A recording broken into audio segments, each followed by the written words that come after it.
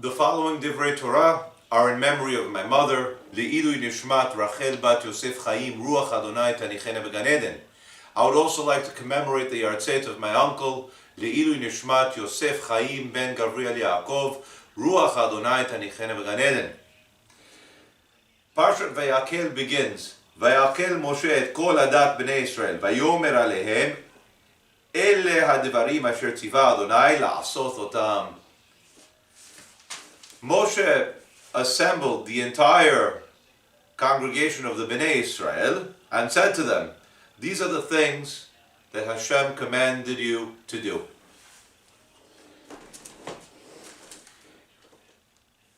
Rashi explains that Moshe gathered the B'nai Yisrael in a causative way. This assembly occurred the day after Yom Kippur. The Torah specifically records that Moshe gathered the people instead of simply saying, Moshe spoke to the B'nai Yisrael to teach us that the goal was to give the B'nai Yisrael a reason to gather on their own free will and unite for a common cause. This is what separated the B'nai Yisrael from the Erev Rav. The Erev Rav were the multitude of nations that joined the B'nai Yisrael, effectively converting to Judaism when the B'nai Yisrael were leaving Mitzrayim.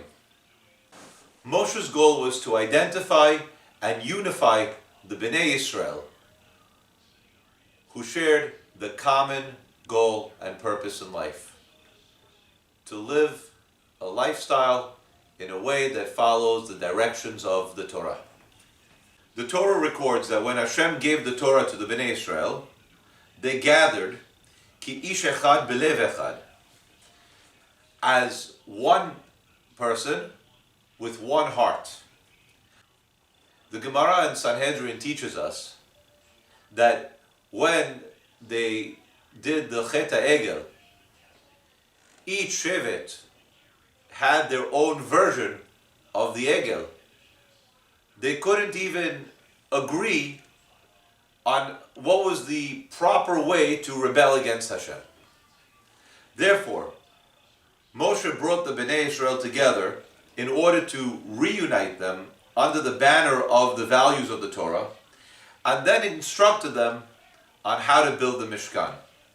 Prior to the B'nai Yisrael having the Mishkan, anyone was able to build an altar in their home and offer a sacrifice to Hashem. They could pray any way they wanted, and they could do it at will whenever they felt like it. After the Mishkan was completed, the B'nai Yisrael now had a place where they could gather as a community and bring sacrifices and serve Hashem. We see that when a community gathers together as a sibur to pray in a minyan to Hashem, they're creating an et ratzon, known as an auspicious time. This is a time when Hashem is more in tune to listen to the prayers and answer them.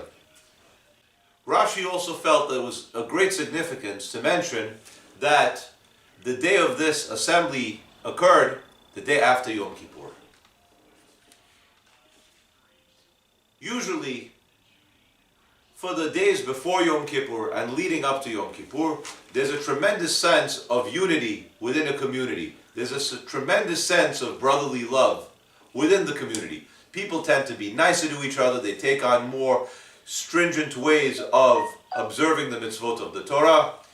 And they all go to the Bet Knesset on Yom Kippur, and they're standing in awe.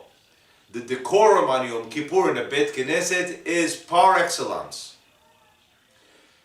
The way that people are acting towards each other on Yom Kippur is a model of how people should act. The fact that Moshe assembled the B'nai Yisrael the day after Yom Kippur is to teach us. Let this attitude continue throughout the year. This is how we have to behave to one another, and this is how we have to pray to Hashem. We should all take this lesson to heart and assemble in our Bet Knesset our shul, and we should study the Torah. And we should act to one another the same way we act in the days prior to Yom Kippur. When we go to the Beit Knesset with a sense that we love our fellow Jew, and we're there to follow the Torah and pray and learn the Torah, we will be creating an Et Ratzon that we can ask Hashem for whatever we want.